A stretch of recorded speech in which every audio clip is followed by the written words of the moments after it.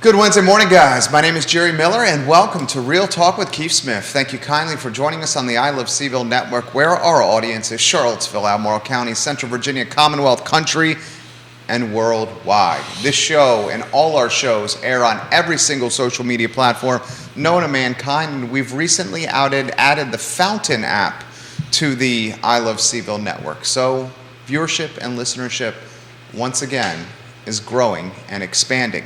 We thank our friends at Yes Realty Partners and Keller Williams Alliance. Yes Realty Partners, trusted advisors in the game we call real estate, for being a part of today's show. In fact, if you go to Real Talk with Keith Smith or look at the screen, you will see the brands you can rely upon to help you get to the closing table.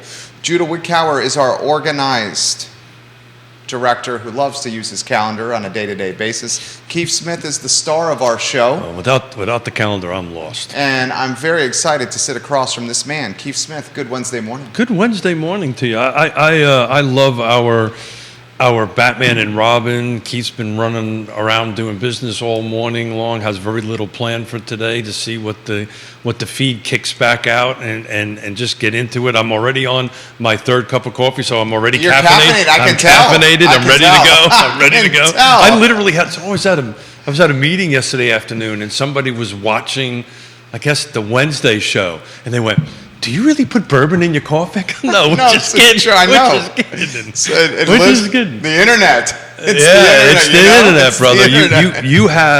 You have warned me incessantly. Did I use that right word? Yeah. It was close enough. Close enough. Close enough. Close enough for horseshoes and hand grenades. But people come up to me and go, "Yeah, do you really?" I was at a restaurant for a business meeting last night. And that waiter walks up to me and he goes, "Do you really put bourbon in your coffee?" And I'm like, "Where the hell did you hear that from?" And then the other thing that, just get this out there, get this out to the world, right? So first thing we're getting out to the world is he does not do that. I do not do that. He does not do that. Maybe we he does not. No, he does not do that. And then secondly is throw it out to the world. Keith's doing okay with Yonna gone. Everybody's like, "Are you doing okay? Are you doing okay? Are you doing okay? Are you doing okay?" I'm doing great. Yonna Smith, the fabulous Yonna Smith, is in Austria right now. At least I think I am. Why don't we do this? We'll start with this, and we'll get to some comments. Kevin Yancey, we'll highlight what you just posted on the feed. A new viewer and listener on the show, and Kevin Yang has got a couple comments for us as it applies to his situation. Before we do, why don't we get a snapshot from you, the life of a realtor in the fourth quarter of a year, with their wife in Europe, with their business partner, /wife, exactly. Business partner / wife, halfway around the world. Yeah. Give us the play-by-play of what your life is like, what your day-to-day is like. I have to tell you, and we're just super blessed, but our tempo at our shop, particularly for Yonna and I, but the shop in the whole, Yes Realty Partners, is really picking up. And I can't tell you specifically why, but we've been extremely busy. Just ratified a couple of deals yesterday. Congratulations. Yeah, thank you. First-time home buyers, but in their late 30s. Okay. Mid to late 30s. You love working with the first timers? I love working with first-time home buyers. I love helping anybody, but particularly it's nice to help first-time home buyers, and they're super excited. In these particular cases, no multiple offers. We requested and received seller concessions, so they help pay some of the closing costs in both the deals. Home inspection straight up. They're out in the county, so straight up septic inspection on it. So it just felt good. Now both of these clients, I've been trying to find a home for them, one a year and a half, one a year. And it just seems to be clicking off right now. Can't give you an exact reason why, but it just seems that it's because if you take a look at the numbers, there's definitely less houses coming on now than a year ago this same time, but the pendings are slower, right? So right now I'm looking at, the monitor that I keep running a 7-day total every 7 days, every day it updates. So today we got 84 coming on the market, 73 went pending. So that delta is a little shorter than we did on Wednesday, closer than we did on Wednesday, right? It was much wider on Wednesday's numbers. This is about 10 units difference on that end of it. So I think the decrease in pendings, the decrease of active, but the mentality, not the mentality, that's the wrong choice of words. The vibe from the buyers. The energy, the dynamic. Energy, there you go, energy dynamic, thank you. Just seems to be, okay, now's the time to do this, let's do this. And it's interesting because you would think approaching 8%, that might not be the case. So anyway, at least in my little world and in our little snapshot, it seems to be that way. I think Nikki on Wednesday shared her shop seems the tempo is upticking. So maybe this is a good thing. To answer the fourth quarter question, which I hang around with politicians too much. I'm trying not to answer it. I think you'll see a slowdown. I think you will see a normal November, Thanksgiving, January slowdown. It has not been the case the last several years. So we shall see. Kevin Yancey, we'll get to your comment. Grayson, we'll get to your comment. New viewer and listener, Kevin Yang's got a comment. Kevin Yang says this: gentlemen, do we think the buyer now has the leverage in this real estate market? So that's a great question. Kevin Yang, welcome to the show. Where are you watching, my friend? Please let us know. So the short answer to that is they're gaining, right? And we talked about this a little bit on Wednesday. I think you're going to see the swing to a buyer's market pick up a little faster than I originally thought it would be. Again, interest rates are helping that a little bit. Decrease in inventory is helping that a little bit on it. I think people are settling into the new normal at the moment on that end of it, but I think you're going to see that change. It's Kevin, right? Kevin Yang. Kevin Yang. Yeah, new viewer and listener. Thank you. Thank you. I'm honored that we're honored that you're spending your time with us today. I would encourage you to stop to check in Monday's show, because we're going to have Woody Fincham on here and look at it from an appraiser's perspective, because he's looking at this stuff in real time as it relates to the lending and the overall market. And he has certain tools available to him that I don't have. So we're gonna pick this question apart a little bit with him, because he enlightened me over the weekend. I look at days on market. That's been the tool that I've been looking at, and absorption rates and stuff like that. He's also looking at the number of seller concessions increasing, right? And apparently it's increasing substantially in certain locations. So that's another track that we're going to track. But Kevin Yang is basically alluding to this, and I mean, maybe he knows, maybe he does. Kevin, we appreciate you watching. I think what you're basically saying is that now a buyer's market. That's what he's saying. Yes. Maybe yes, maybe no yes. Oh, we spend too much time together. Maybe yes, maybe no yes. Maybe yes, no, maybe no yes. It is location and the where matters right now, right? Certain locations, maybe upticking a little bit, or in certain locations are staying strong, meaning low days on market. Other locations, and we can surely take a look at it if Kevin has a specific location. I can take a quick dive into it live here that he's interested in. Other locations, you're starting to see 30, 40 days on market, right? And that's awfully close to my number of 60. Nationally, people say 90 days. My number, based on this market and 35 years of being here, when it starts getting close to 60, that's when that pendulum is starting to go from neutral up to the buyer side. That's been my experience of 35 years. We got a case study coming on the feed, which we're going to relay to you in a matter of moments. I love case studies. Yeah, man, I tell you what, I love doing it, love helping people. I also just love learning how smart our viewers and listeners are. Well, this one's pretty damn good. Okay. Before we get to that case study, let's honor the King of Waynesboro, Kevin Yancey, who's watching the show. Hey. Kevin Yancey, we love the King of Waynesboro on the program. Viewers and listeners, share the show. Join us in conversation. The topic we're about to bring up to you is going to be very real with this case study. But first, Yancey. He says, good morning, boys and girls, ladies and gentlemen. Kevin Yancey also says this: talk about a joke We purchased our home in 2016. It was assessed at $157,400. $157,400 in 2016. In 2022, that same home is assessed at $301,700. He says 5 years and basically double the assessment. It makes me think of something. I've actually have a. He called it a money grab. We have a software that it's called RPR.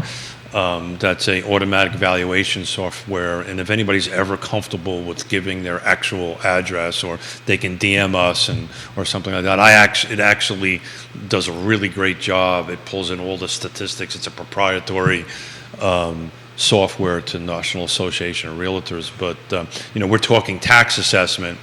I can tell you his market value is much greater than that. I'll bet you his market value is in the mid threes. So tax assess is one thing, market is something else, right? There's two different valuations on it, but I think his point is... Tax assessments, you would say, generally, not all times, generally lower than market value. I can tell you, my case is always higher. I have to fight it every year. Wow. I fight it every year. Why do you think that is?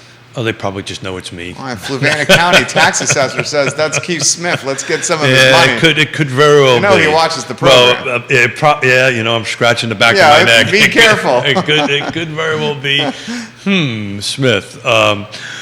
No, we're in the acres at Lake Monticello, which is unique because we have a minimum of 1 acre. Typical Lake Monticello lot's a third of an acre. I happen to live on 2 acres inside of Lake Monticello, so I have to debate the valuation of the home every year. And usually I show up, and this is something for our December show, so we can help coach people through when their taxes come in and their valuations may be higher than what the market is at that given time, or whatever they think the valuation of the home is.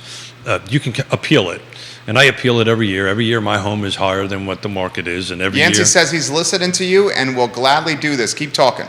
And thank you. I got to get the ADD back, guys. I usually start off, I go, I've been fighting my wife to sell the house, but if you give me this number, I'll be more than happy to sell it to you. We'll go live with Jerry's basement. Everything will be fine. Okay. Yancey says almost double my tax liability, and he's not happy about it. The good thing, Kevin. Yeah. The good thing is you bought a home that was a smart investment. Okay. The other good thing is if you ever choose to sell your home, it looks like you got a sizable amount of equity here. So you got. The really bad thing is, cut to the chase, you've talked many times on the program that you're not going to sell this home anytime soon. So the frank reality that you're facing, and much of us are facing, is you're going to just pay your local jurisdiction more money every 6 months. Yeah. That's pretty much what it comes down to. Yeah, and you know what that's called? Rolled into your monthly payment. Yeah. You know what that's called? I'm gonna... Gentrification. Yeah. Gentrification. Yeah. That leads to gentrification? That leads to gentrification. My parents are a prime example, right? But again, in December, we're going to talk a little bit about that, because each jurisdiction has a little bit of help, depending if you fit into certain criteria. So this is really a December conversation. But he's 100% right. He's now paying double to 3 times the tax rate that he was when he first bought the home in 16, because it's based on the assessed value, and right. That's the difference, right? But Kevin, when it comes back up for next year, DM me directly. Give me your address. I'll run you an assessment, because maybe it's not happened often, but maybe the tax assessment is higher than what the market value is at that given moment. And you can contest, you can appeal. The window's very narrow. Oh my God, it's ridiculous. They don't make it easy. Well, they do make it easy, but the window is narrow, and you're not guaranteed to have the reduction. Well, would you say that's fair? You're choosing your words carefully. Wow, Smith, what's going on here? I had an early cup of coffee. I like it. Well, so what I want to say is they actually don't make it easy. You need they do not do a good job of what we're going to do. They don't promote it. That's exactly And you right. know why they don't? I don't think it's that nefarious as that. I think the reason they don't promote it is because they don't want it done. I don't think it's that. I don't think that. I really don't believe. Really? I know. No, You I really think don't. You don't think they want more work and less money? Because that's what this is. No. Is more work and less money for the jurisdiction. I actually think they just don't think about it. No, come on. You'll find out eventually. I found where there's smoke, there's fire. Yeah, well, But I learned from you. I've been in the public government, local government For a space long time. for 3.5 decades. Yeah. I can assure you, there's nobody going back there and saying, no, mini-me. Right? Is that Austin Powers? I sucked at it, but I tried. Can you do it again? I was trying to turn my mustache. Let me have a sip of coffee. I really believe, look, there may be some folks, right? There's always bad apples. But I mean, it's more work for the jurisdiction and potentially less money. Right? I don't disagree with that, but I really don't think everybody's sitting around a table and go, holy shit, we need to make this hard as possible. I don't think they really think that way. I honestly believe that. So I'll leave it at that, and I know... What do you think, Neil Williamson? What do you think, Paul McCarter? I know... Jason Kirby, what do you think? I know... I know... Jamie Turner? I know enough of these people to know that I just don't think that they do that. That doesn't mean that there isn't some folks out there. I just think this is the system and this is the box that they're in. You know, most... And I work with a lot of them, and a lot of them help us get affordable housing done, so I have to choose my words carefully here. They're either overworked, they're definitely underpaid. All of them. They don't. I was on a Zoom call this morning on one of the regional housing partnership, and you know, we were going through a list of things for staff to do, and I'm chairing this, and I stopped and I said, "Staff, do you have the resources to do this?" How many said no? Well, I knew the answer already. Well, were they hesitant to say no? Sorry? Were they hesitant to say no? Yes, so they were hesitant to say no, and I did it for them. I said, I know you don't. Right. So we have to be careful of what we're promising to this group, which is a public body, right, which eventually Neil's going to find out about, and eventually Neil's going to promote it or Neil Williamson. Talk about Sir Neil. Yeah, Sir Neil you got to add Williamson. Sir in front of that. Sir Neil, who may be winning a mustache bet. I mean, I've always said that he had the upper hand in that bet. We shall see. And I may or may not be doing things in the background to slow it up. I may or may not be. So look, but the important part of the conversation is... Neil slightly disagrees with you. He says localities want to help people. Localities want to help people. President of the Free Enterprise World. Yeah. President of the Free Enterprise Forum. Sir Neil Williamson. I would expect him to push back a little bit. He says localities want to help people. Most promote their tax relief programs significantly. He also says hopefully this discussion will help get the word out as well. I will respectfully agree to disagree with Sir Neil Williamson with the significant promotion of tax relief programs. Well, and the reason I bring that up is because of the constant feedback we hear through this network and this show about people not knowing.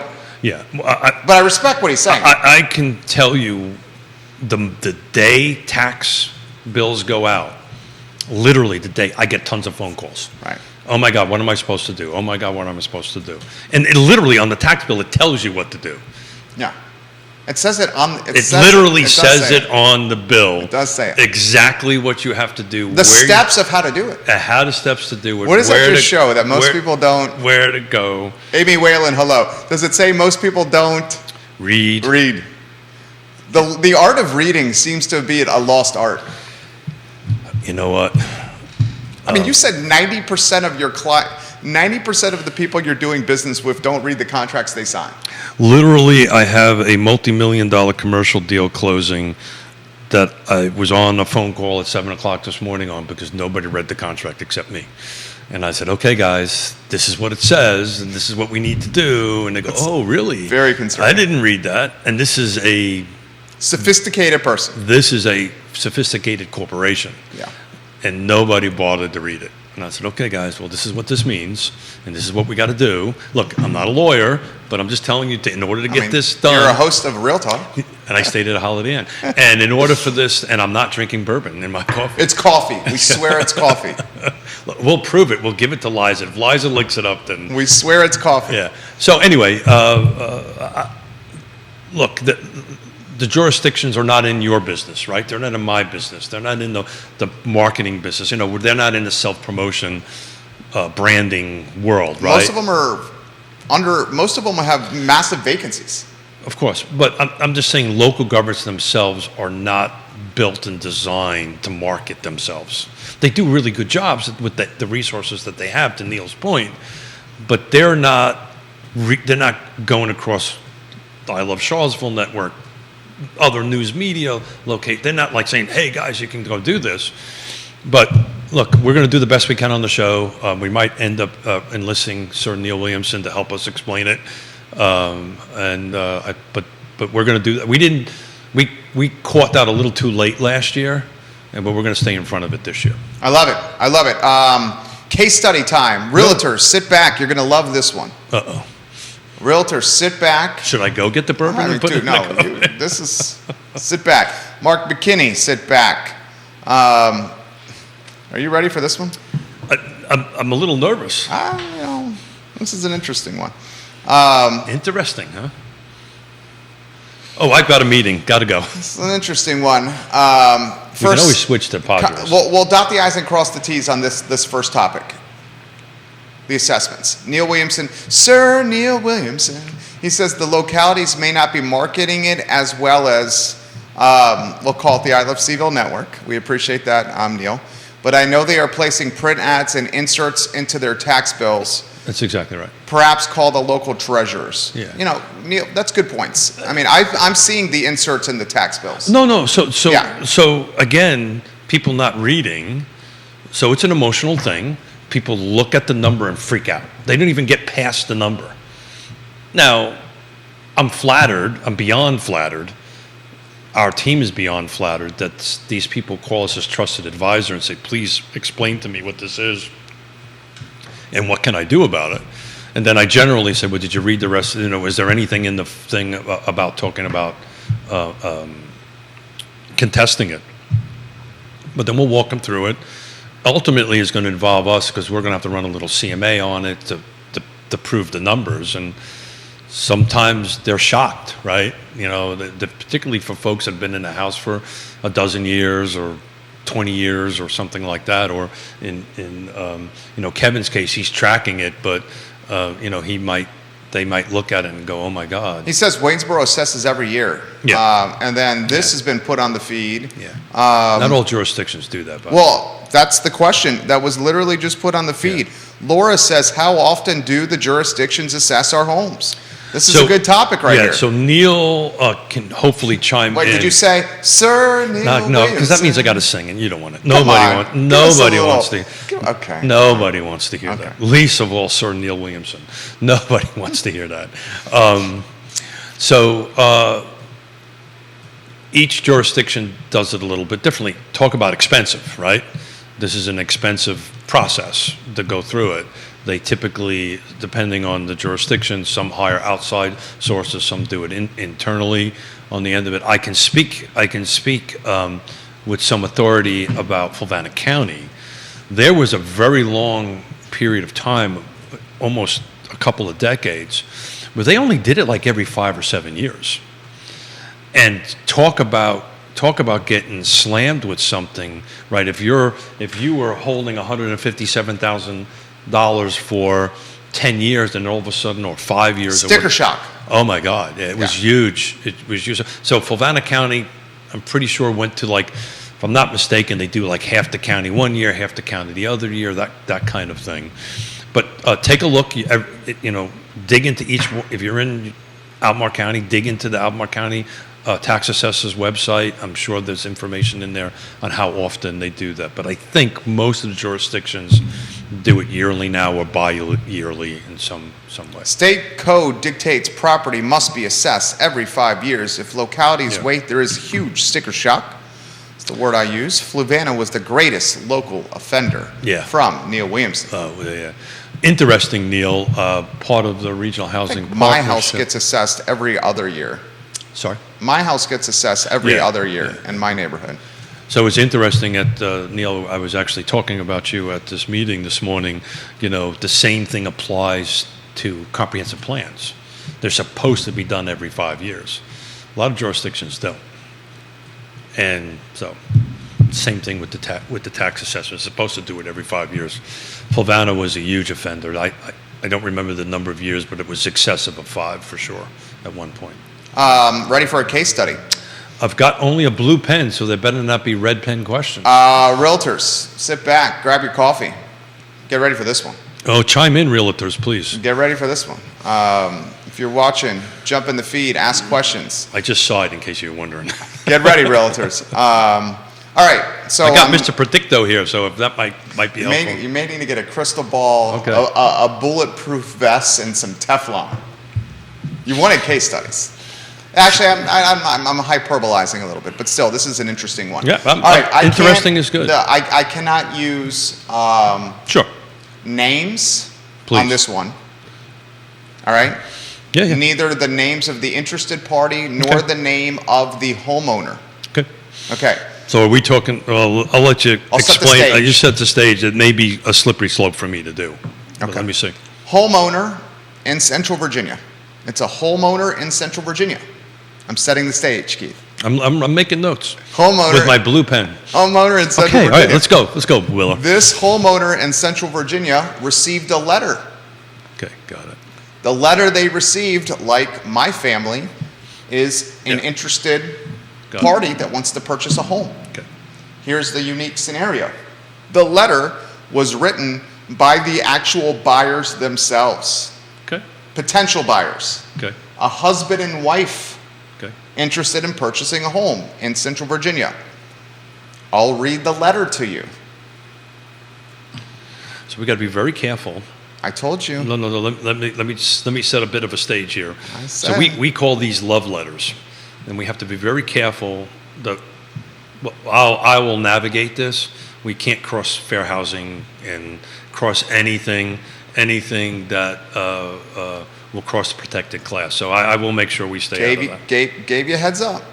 I only got a blue pen. That's a red pen. You asked for case studies. That's what's happening. Oh, you're a pain in the butt. It says, hey, so-and-so.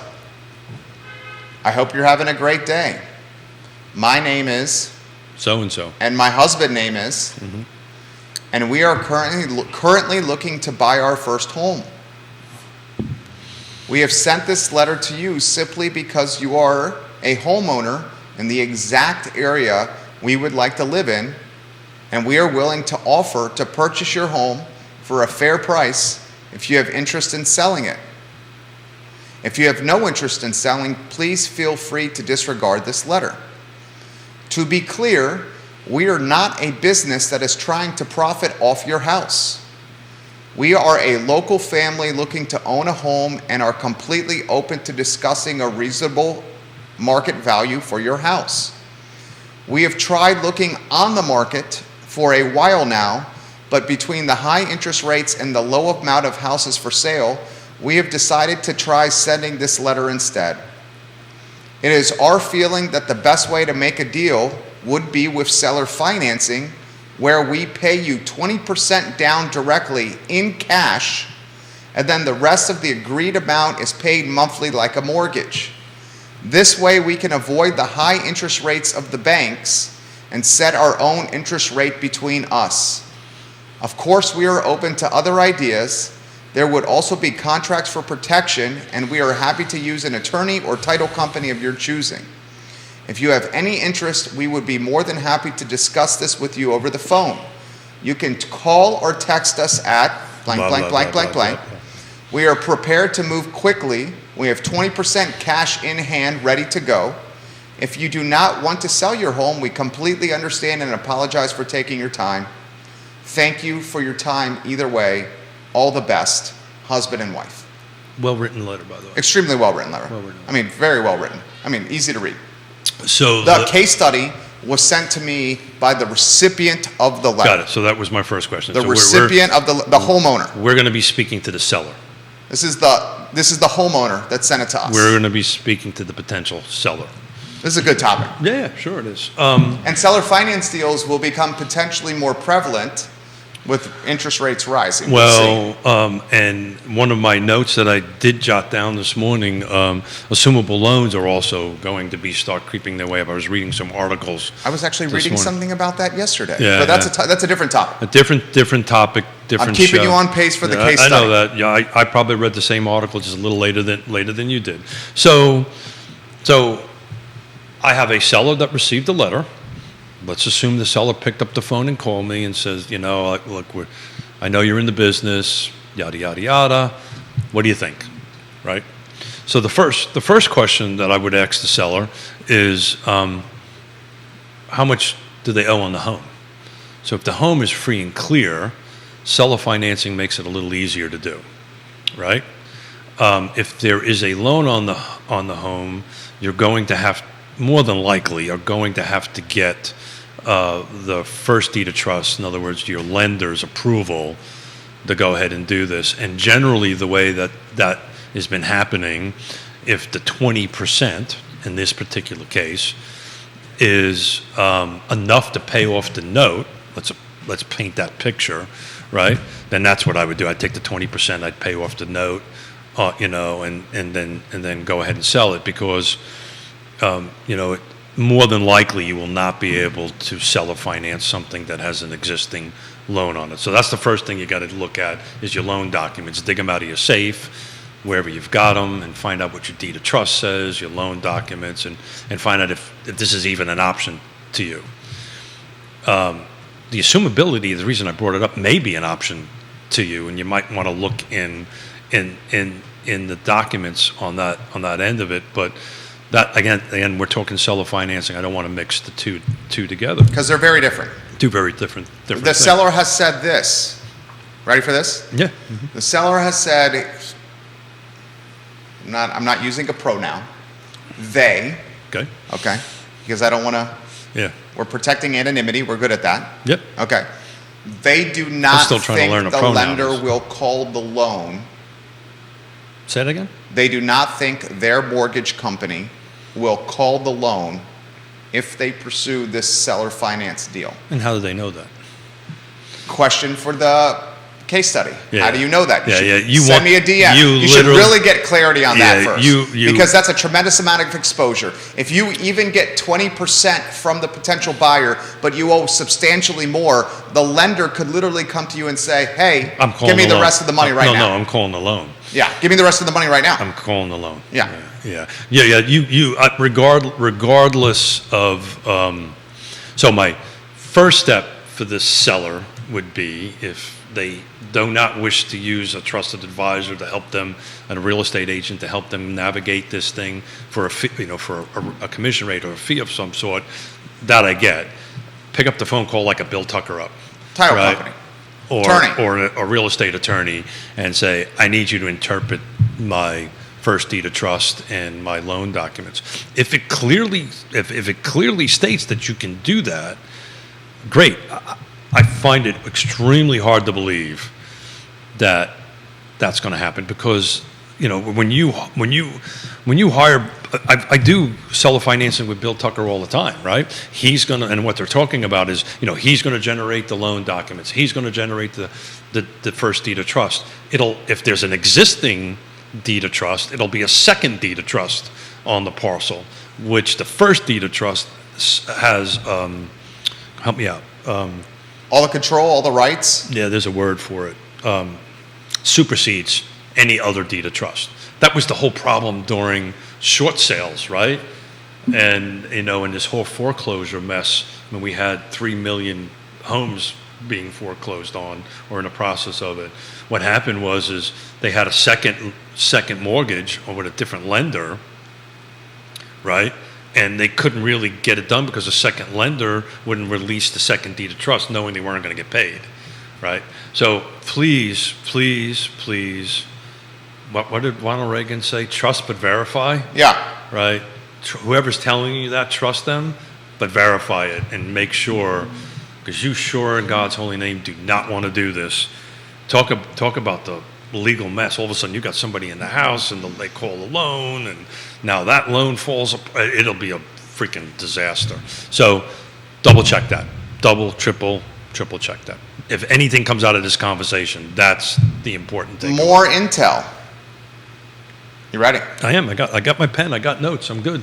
The 20% down payment covers everything I owe on my loan and then some. Perfect. Then you're in great shape. It's absolutely a win-win.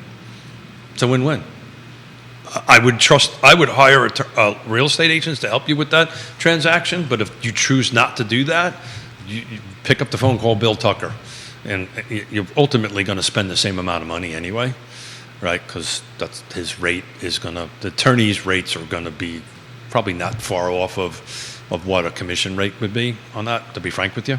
But, get a trusted advisor. If that 20% covers your note, man, and the number's right, I'd be all over that. I don't see a problem here. Well, not a problem. This is what the seller has to digest. Yeah. The seller has to digest. Well, I'm making the assumption they've just made the decision to sell. No, it's not. This is the case study. The seller has to digest whether or not they want to get all the money in a lump sum or all the money over the life of an amortized mortgage. Yeah. Now, what I would do and how I've done it in the past is you could set a 30-year schedule, but you could put the term at like 5 years. Yeah, that's and that encourages the buyer to then go refinance. 5 to 7 years. Yeah, put the term seller at 5 years. Is this their primary residence? This is the seller's house. Primary residence. Where he lived, where they live. They live, where they live. So what's the benefit to the seller to do seller financing in this particular case? Tax exposure benefit, and they make the money. There is no, because it's a primary residence. There is no 1031. There is no tax. No, they wouldn't have the lump sum money. So there's less tax exposure because it's less money. Yeah. They're not having as much capital gains exposure. There is no, if they're, I believe it's, and this is an Erpy's question, I believe it's $500,000. So if they're going to be netting more for a married couple, if they're going to be netting more than $500,000, there is no capital. Okay, there's a CPA question right there. There is no. We won't touch on this. Okay, here's the potential. If it's investment property, it's a different scenario. 9 times out of 10, unless you're in these $1 million, high dollar, thing, there's typically not. But I'm assuming they're going to take that cash and go buy something. Well, that's the concern. Is there enough cash after the seller pays off what they owe to the lender to then go buy something else? Well, the math is the math, right? That's my point. Is I just don't know. Because the seller makes more money on the interest. If they don't need the capital, right? So let's paint this. We're making I'm making some assumptions here. So there is capital gains exposure. Michael Buchansky watching the program. Okay. He says there's no capital gains if you lived in the home 2 out of the most recent 5 years, up to $500,000. This particular seller has not lived in the home 2 years. Okay, well then there's capital gains. Did I know that? I didn't. No, you did not know that. Okay, got it. Yeah. So thank you, Coach Buchansky, for clearing that up. Yeah. So if they've 2 years the threshold. Yeah. So that's why you see a lot of builders live in their homes for 2 years, and on 2 years and 1 day they sell their house. Been there, done that. Yeah. That's why you see a lot of builders floating around for houses they're building. Except this one, I've been in for 20. But yeah, you love this one. This one was great. Yeah. You usually use it 2 years and like 1 minute when you sell the house. It's on the market long before 2 years. Exactly. And then you just set the closing 2 years and 1 minute. Maybe 30 seconds. Yeah. 2 minutes. So great. That's a great piece of information, right? So yes, you're going to have exposure for capital gains on that end of it. So under that circumstances, maybe. Or you just delay closing to get to the 2 year threshold. Now you can do that. It depends on how the buyer is financing, and Mike will help us on that. But most loans, the buyer is financing and a seller finance. Yeah, I'm sorry. Yeah, forgot it. Train of thought. Lost my train of thought there for a minute. Yeah. Then there is no rule on that end of it. Delay the closing, seller.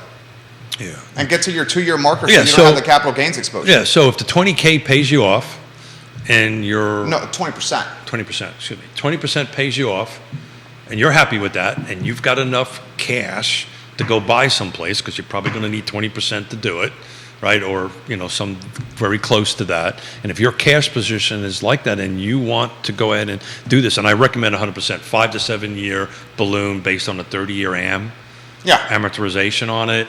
It's how I bought my investment property, exact circumstances. There was a death in the family, but we came in, the same thing, it was a little bit less than 20%, paid off the note, the balance of the guy's note. We have a note with him that we're paying him X dollars a month. It's a rental property, and we're gaining Y, and the delta between the two is the delta between the two.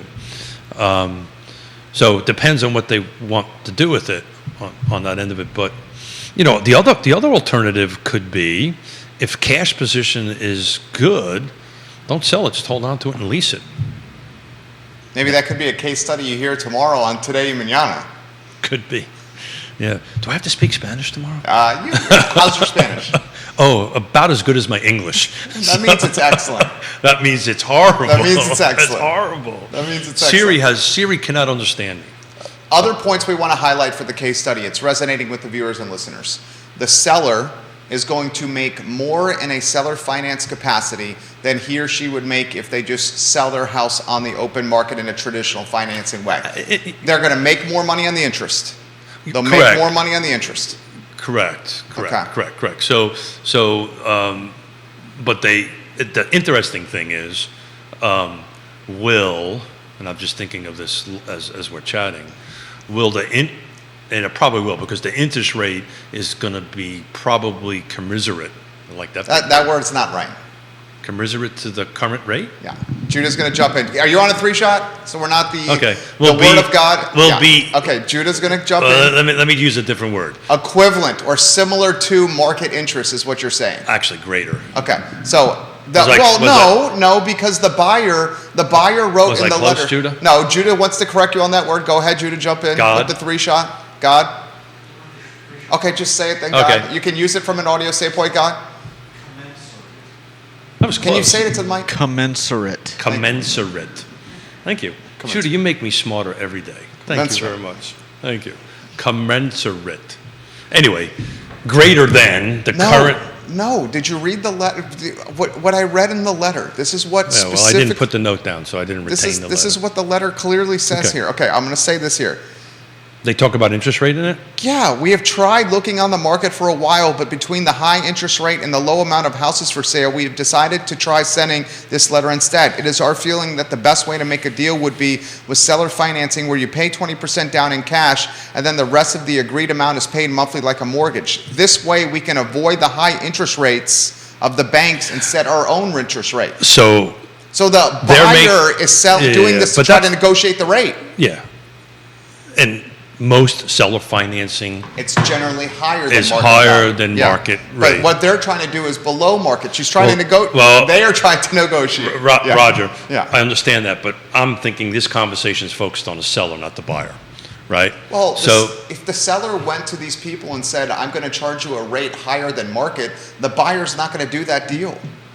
Maybe he will. Maybe there's not. Why would the buyer do that? Maybe there's not the opportunity. Maybe this is the right house that they want, the right location that they want. I know that. Yeah. I know that. We're interjecting some what ifs into it. I'm just telling you, I've done a fair amount of seller financing, helping folks. As a rule, I mean, all my investment property, this is how I bought the Macklin building. And as a rule, it's either equal to or a bit greater than the current interest rate, as a rule. That doesn't mean you can't negotiate something a little bit lower, right? But then the seller has to decide, is that in their best interest, right? Is that what they want to do? If we're talking about the seller, and this is just a good deal for the seller, if the 20% pays off the net, and the interest rate that they're gaining from the mortgage end of it offsets anything else that they can do with that cash, right? Or if the stock market's not making that, so forth and so on, then it's probably a good deal on that end of it. And then in 7 years, they get their full, whatever the balance is after the amortization table lays it out on that end of it. But yeah, so I mean, there's benefits to it, but a lot of it depends on what the seller wishes to do. If the seller wishes to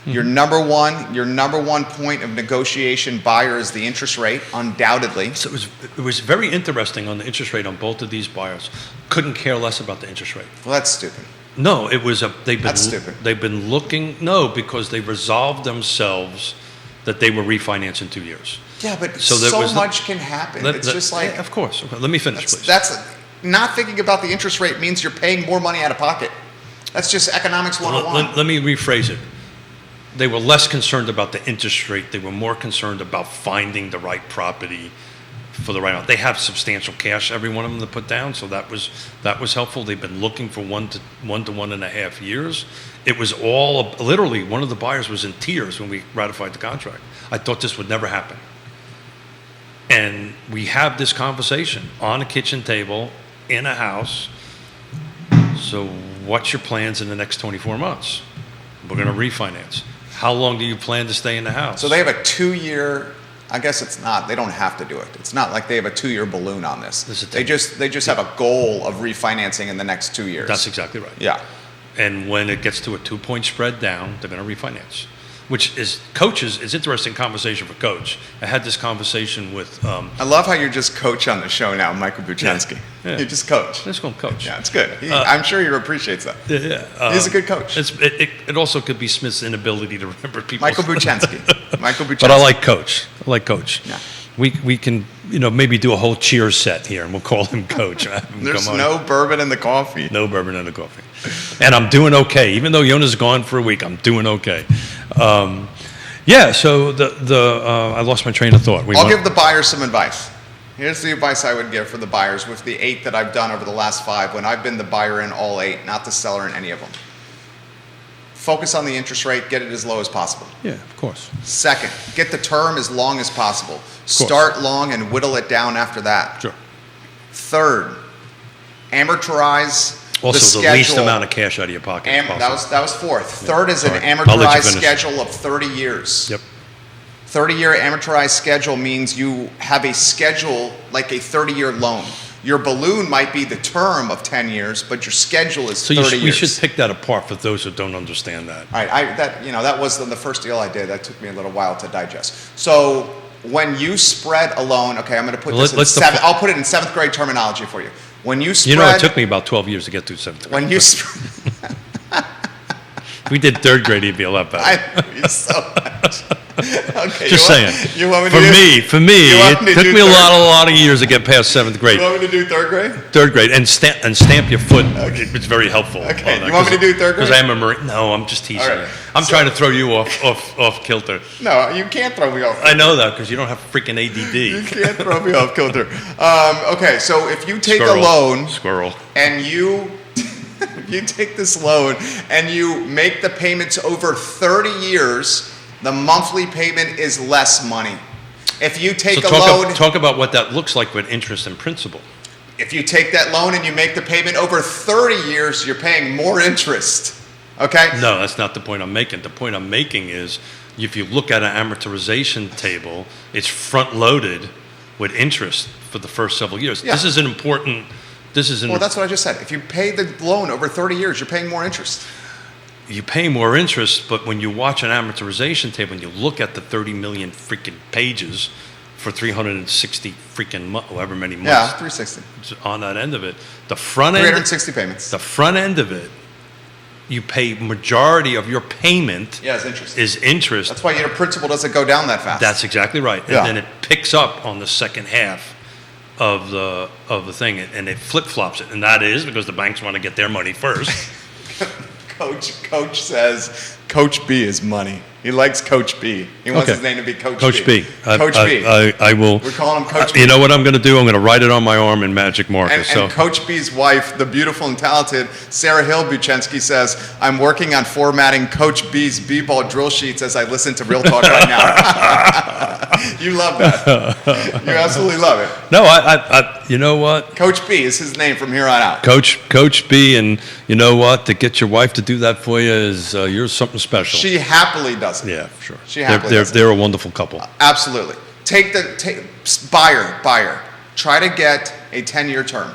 The likelihood of you getting a 10-year term, you're probably going to get some pushback from the seller on that. Buyer, try to get the amortization schedule for 30 years. That makes your monthly payment every month a little bit more digestible. You might get some pushback from the seller on that as well. Buyer, the number one point of contention should be the interest rate. See if you can negotiate it below market value. The reality, if you're a seller, you want to get that as close to market value as humanly possible. Buyer, try to put as little down payment as possible so you can have cash in account for a rainy day. The reality, the seller is going to want as much cash up front as possible to have you skin in the game and to protect his or her tail. That's pretty much the mechanics of this deal here. Okay? You got cash down payment, you got interest rate, you got amortization schedule, and you got term. And the term is, when is the rest of the money due? The seller finance deal is not that complicated. So let's just, I pulled up an amortization table just so I'd have it in front of me. So let's assume this is a $350,000 sale. Yeah. Let's just make an assumption. They're putting 20% down, so they're financing $280,000. I'm figuring this is just So you're saying they're putting $70K down. $70K down. And this is just P&I, guys. This is just principal and interest. We're not calculating insurances, taxes, or if it's in an HOA, right? Those type. This is just straight up P&I. And let's assume they get it at a 6% rate, right? And what'd you say, a 10-year payoff? I'd say the goal would be 10. Okay. So I would say the seller's probably going to try to chisel that down somewhere close to 5. Oh, so let's call it. Call it 7. Well, You want to do 10? You already put 10 in? I've already. All right, let's do 10. I'm just scroll down to 120 months. So he's doing 10-year term. All the money's doing 10.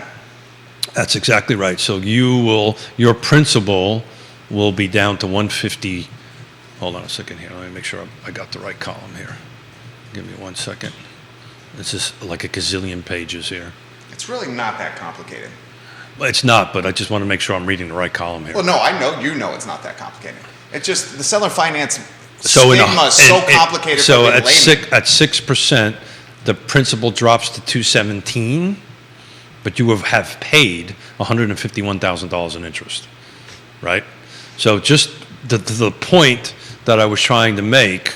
So your scheduled payment is $1,678.74. That's just P&I based on a $350 purchase, 20% down, 6% interest, 30-year AM, right, on that end of it. So I've actually plugged in, you paid an extra $100 a month towards principal and that end of it. But the first payment of $1,678, $378 of that is principal, $1,400 of that is interest. And as you start scrolling down and you start hitting the 120 month or the 6, what do you say, 5 years, the 60 month end of it, your interest payments drops to $1,200. So you lose, your principal goes up a little bit in the payment, your interest. This is literally why on previous shows I have championed the 15-year mortgage.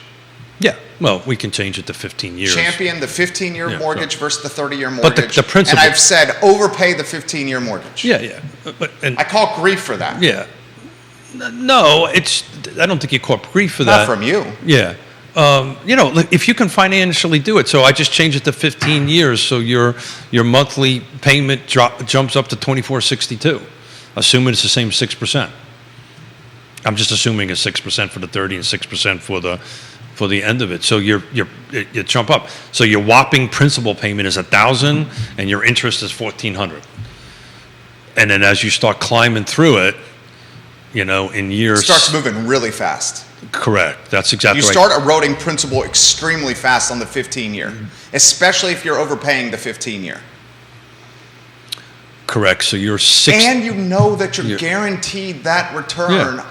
Versus a volatile market, Jerry, which you're not sure of. And we call him Coach B? Coach B. So Coach B can either confirm or deny, confirm or deny this. When he's having conversations with his potential clients, of course, the conversation is always about interest. But at the end of the day, is it not about monthly payment? Well, of course it is. Okay, so therefore, let me finish, please. Therefore, if I can buy a $350,000 house with $70,000 down at a 30-year amortization, and my monthly payment is something that I'm comfortable with, great. If I am comfortable with paying $2,500. By the way, that's just principal and interest. By the time you add taxes and insurance to that, that's going to be well over $3,000 a month, right? And if that's what you're comfortable with, then great. It's back to the seller. Receiving this letter, there was nothing in there that I heard that crossed any fair housing kind of issues. That would be, where they would talk about a protected class. So you're good there. That impacts everybody, not just real estate agents. That's a federal law. But if that works, you're able to negotiate it as Jerry and I are outlining, and you get your cash, and it works for you, and you're good to go. One little note in that, one of the great things about people like doing seller financing, make sure when you communicate with Bill Tucker, your path to getting your asset back if they don't pay you is extremely clear and delineated. What you don't want to do is have vagueness in that. Yeah, so here's what he's saying. Seller financing. If the buyers of this house defaulted on a payment, the seller keeps all the down payment in totality. You got to get your asset down, back first. Keeps all the down payment, keeps all the monthly payments up until a point, and then gets the home back. I get that. And can resell it again. So we got to make sure when we when you hire Bill Tucker to do this, because that's who I would hire, frankly. Bill Tucker, we love you, Bill Tucker. Love you, Bill Tucker. You've got to make sure that path is as clear and as concise as possible. Because what you don't want to do is get this thing tied up in foreclosure courts, right? Or get tied up in legal battle. You've got somebody in your house you can't get out because you don't have a clear path to get your asset back, to get your property back. Does that make sense? Yeah. So two most important things in this conversation: hire an attorney or a trusted advisor to say, can I do this? But in this particular case, they're paying the note off, so it doesn't matter, right? That gets done at closing. It's a regular closing. They're going to pay their note off because the 20% is doing it. And the second thing is hire somebody like Bill Tucker to make sure that if it's like a lease, right? If they don't pay, how do I get my property back? How do I get them out? And how do I get my property back without costing you $1 gazillion to do it? And this right there was literally a case study on seller financing on pretty much every side of the coin. We have coins? We didn't even use Mr. Projecto. In fact, the case study probably took place 30 minutes in. This 30-minute case study could be utilized in real estate classes and 4-year business and MBA programs on how you can go about doing it from two people who have done seller finance deals. Hey, Darden's calling me. Yeah, teach Darden class. It's okay. I've actually did this at JMU. We should put a ribbon on this. Okay. Here's the ribbon. The seller finance deal is not that complicated. It has a stigma associated with it of being a hot mess. But I'll let you finish. It has a stigma around it of being a hot mess. It's not. It's not. I've been doing these since I was in my 20s. That was a couple of years ago, right? Literally since my 20s. You realize my mustache is older than you. Just want to say that. Since my 20s. Keith Smith has been doing this for a couple of years. Only 2 years. Only a couple of years. Only a couple of years, sure. The key that you want to get here is get a trusted advisor. Absolutely. To help you. Absolutely. That trusted advisor could be a realtor. It could be a real estate attorney. It could be. Could be a sophisticated certified public accountant. It could be. Right? It could be. Okay. I would actually involve all three of them. Could be all three. Seriously, that's what I would do. Because you want to, when you're doing seller financing, you also have to navigate the buyer side, right? Here's another thing. You want to hear something else? You're doing home inspections again. Not doing home One inspections. of the seller finance deals I did utilized the Virginia Realtors contract. Well, I'm going to leave that one alone. Technically, you're not supposed to do that. It Well, belongs- I didn't put it together. Yeah, okay. The seller did. Well, then Then I'm fine. you're fine. But I'm completely fine. But that's proprietary. Okay. Yeah, that I didn't put it together. Yeah, that shouldn't be done. Yeah. But look. Just I'm to going to put, leave that. Okay, we're going to leave that. I'm going to leave that one alone. I didn't put it together. Yeah, look I at this. just did I get the these buying. things called today's buyer's rep. They How have some about really- how about them Mets? No, Padres. about We switched the Padres.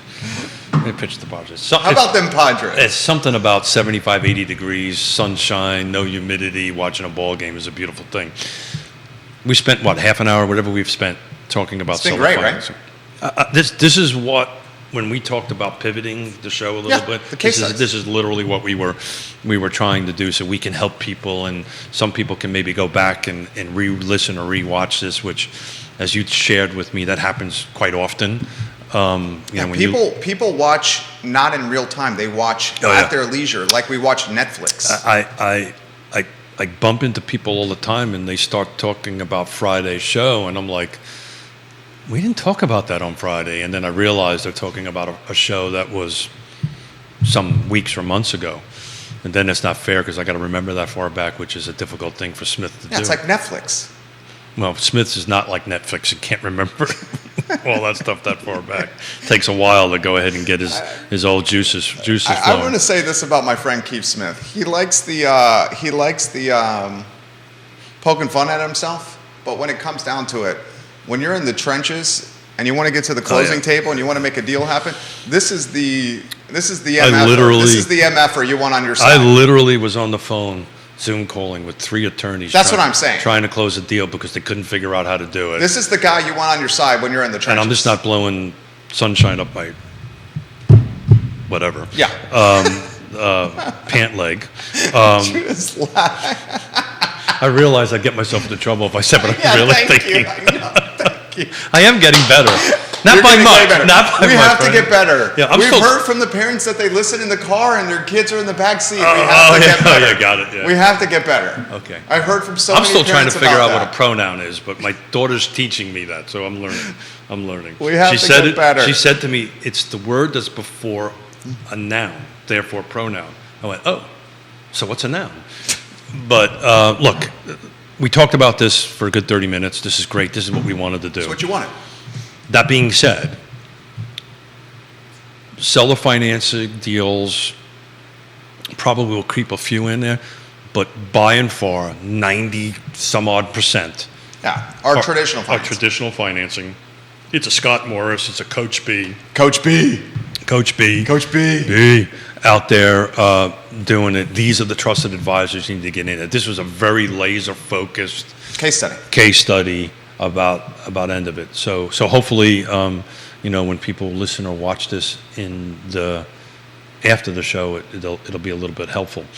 But keep them coming, please. We're going to keep this whole case study concept rolling. I was going to call them master classes, but Mr. Miller reminded me I can't do that because that's trademark protected. That's proprietary. That's proprietary. Yeah, So we won't use that Why word. don't we call them Keith classes? Yeah. Well, Keith classes. I like case studies. We'll call. I don't know. We'll see. Maybe somebody on the Real feed talk case studies. will come up with it. Katie, gosh, I love you, Katie Pearl. Katie Pearl says, love all the great things I learned from you and Keith. Thank you for teaching us. And she also says, gentlemen, I always listen with little ears around me. Got it. Yeah, thank you. Point taken.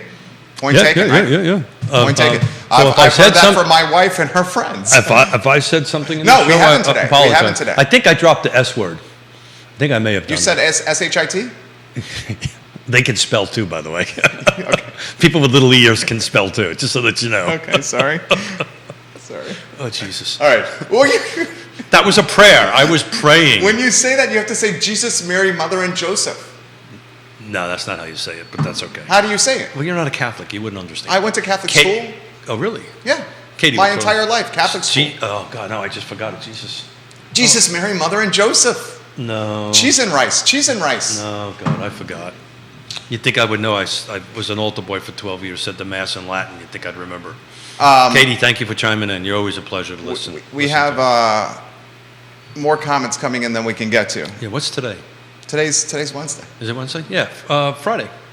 It's just you and I Friday, so I was going to tackle some ADUs Fridays, but this sounds a little bit more fun, to be honest with you. Nicholas Urpy says, JMJ. Jesus, Mary, and Joseph. Yeah. That's it.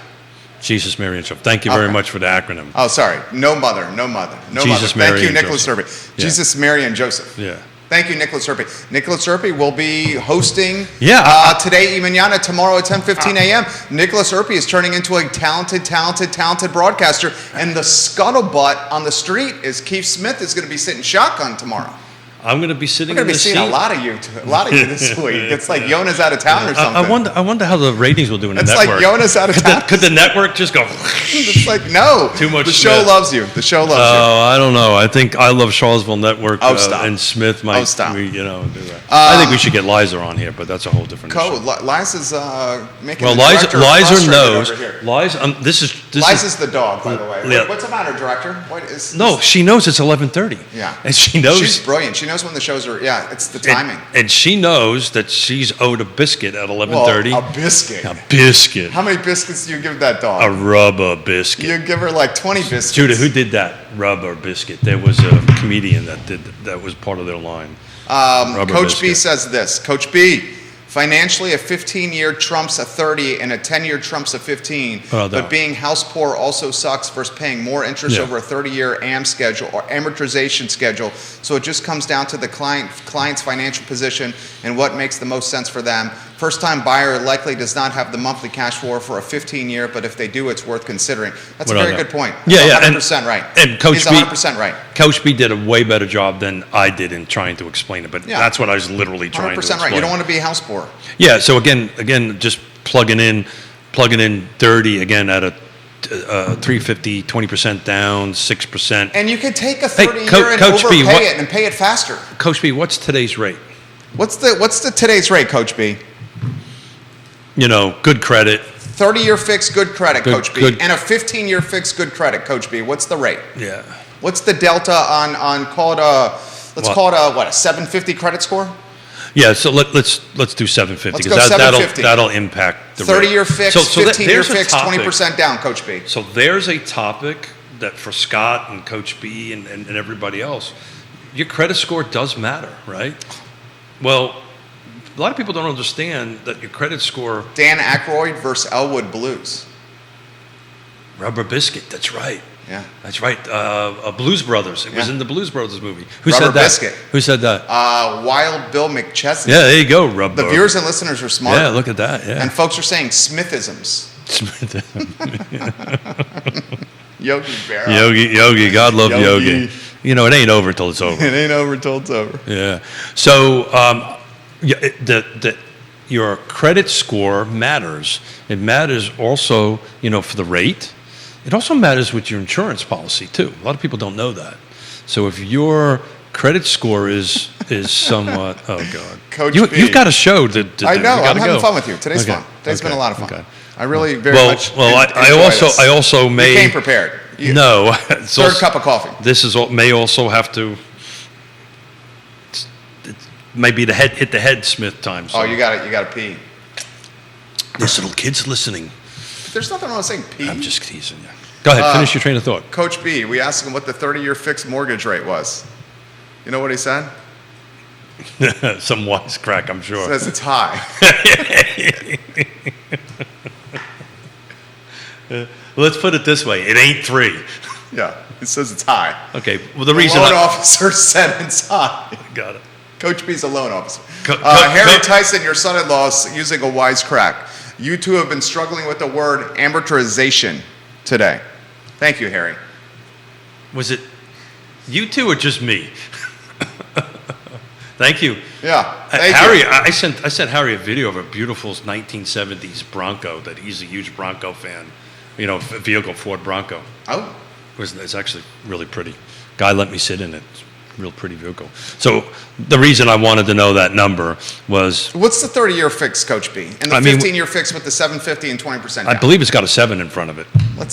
I can figure this out right now. Well, what you can't figure out, which Coach B can... Is the 30-year, is a 750 credit. That's exactly right. Yeah, I can figure out a roundabout. That's exactly Can you let us know that number, Coach B? Well, if he said it's high, he probably does not want to do that, and we have to respect that. But At 7%, that same scenario, I put in my amortization. Did I say that right, Harry? No. Oh. Okay. The loan schedule. It's so easy and we get so many people like this. In fact, I'm sitting across from one here. It's so easy for folks to be the pronunciation police. It's hard to sit here. You know what's hard? It's to sit behind a microphone for 90 minutes straight without stopping. That's exactly what I was going to say. And particularly when you have to pee. We've determined that pee's good for little ear. Okay, yeah. Sit in a chair for 90 minutes straight, talk on a microphone without stopping. Oh, and add ADD in front of it. That makes it even worse. And respond to 17 Facebook pages, 17 Twitter accounts, well, YouTube, that's LinkedIn, Instagram, you, brother. Spotify, iTunes, Apple Podcasts, LinkedIn. That's totally you. All I got to do is bring my blue pen and a book. And and I've said this 100 times. I'll keep on saying it. Bryant Gumbel doesn't do this. You know, is he even still around? Carl Quintanilla doesn't do this. Oprah Winfrey doesn't do this. No, of course not. Yeah. Well, Oprah Winfrey hosts an hour show. 42 minutes of that is content, and takes a break every 14 minutes. Correct, and it's edited. Yeah. Right, and it was funny because it's live. She's live. Is it live? Yeah. I thought it was live in front of, recorded in front of a live. No, I think it's live. Really? I mean, the news is live. The news I get, but they're not doing 90 60 minutes isn't. Is 60 minutes live? No. You sure about that? Oh, I know. I watch it. I know it's edited. It's oh yeah. It's a series of pieces. It's news segments. You're right. It's news segments. Not live. Yeah. I mean, this is live. And And we came in here. We're like, what did you say? Well, there's little people watching. I can't say that. So I said when I sat down exactly literally, I sat in this seat at 12:15 because I was running late today. I said, I got nothing to talk about. What do you want to talk about today? And we said, you know what we said before that? We're going to trust the viewers and listeners to point us in the right direction. And they sure as heck did. We got Is heck allowed? Katie Pearl is heck allowed? We could say heck. Heck's allowed? Okay, good. We could say heck. Yeah, we want to be respectful. Yeah. Definitely respectful. Do we get the 30-year fixed number? We're not getting it. All right. I think I'm reading between the lines. It sounds like you're right. And it's 11:36, and you've got a show that. It sounds like you're right. It sounds like you're right. Yeah. Because I guess nobody wants to be held to a number that's set on. Totally. I totally get it, Coach. Yeah, I just plugged in 7% just so that we're in a 30-year. I think it's over 7 now. Yeah, but let's say the credit gets you down to 7. The good credit gets you down to 7. It's 1962, by the way, great year. 1962, P&I, principal and interest, not including taxes. 1962 was a great year? Great year, freaking awesome year. Was that when you were born? Maybe not. Could be. Two people that I know, that happens to be a really great. We know how old you are. You may know how old I am, again, you may not. So, hey, Padres are playing today. What time? I'm conflicted, man, because I should be a Philly fan, but I'm not. So I'm. You know what that's called? Hopping on the bandwagon. Absolutely. It's funny. Harry's listening. My mother. He's correcting us. Oh, yeah, he always does that. Yeah. He says, "I'm just busting your balls. What you guys do is extremely difficult." Yes, it is. Yes, it is. Yeah. I was chatting with somebody who's been on the show a couple of times last night in a meeting, and that particular person, I just kept on saying to that particular person, just be yourself. Yeah. Be yourself. Be fearlessly. Forget who the cameras are. Be fearlessly authentic. Right. And and have fun making fun of yourself. Yeah, that's great advice. Yeah, and that's great advice. And then anything after that just rolls off, and you put it in a can, and you taught me this, never watch it again. Yeah. I never rewatch a show. It's great advice. Never is a strong word. I can count on one hand I rewatch and typically I rewatch them. The 9/11 show. The 9/11 show. Well, that's an emotional show, but sometimes I'll maybe 5 or 6 shows I've gone back and rewatched because I wanted to talk about something. I wanted to see what I said a year and a half ago. Yeah.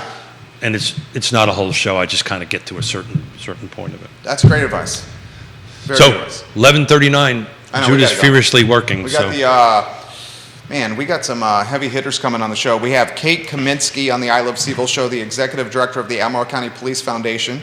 We have Master Police Officer Andy Muncy on the show, Master Police Officer Joe George on the show, and Major Terry Walls What time are they coming in today. They're going to be here in about 40 minutes. I need to get out of here because I don't want them to realize I got a few parking tickets in Albemarle County. I got to go. See you later, people. This is Real Talk with Keith Smith. The show is archived online at realtalkwithkeithsmith.com. I'm going to emphasize this in closing. If you're in the trenches when it comes to a house in real estate, this dude sitting across from me right here is the guy you want sitting shotgun and on your right hip or your left hip. Okay? He is the man you want in the trenches with you. Keith Smith. We're here to help. We'll point you in whatever direction. I'm telling you, I have seen it firsthand what Keith has done for people in this community. Keith Smith, Yes Realty Partners. He's getting embarrassed, and he rarely does here. Keith Smith, Yes Realty Partners. Judah Woodcower, Jerry Miller, Real Talk with Keith Smith. The I Love CVille show is up in 50 minutes with the Albemarle County Police Department. So I got to go. I got to go. Good Want to make sure they don't have my tickets done. Judah, thank you, my friend. Harry, thanks for keeping.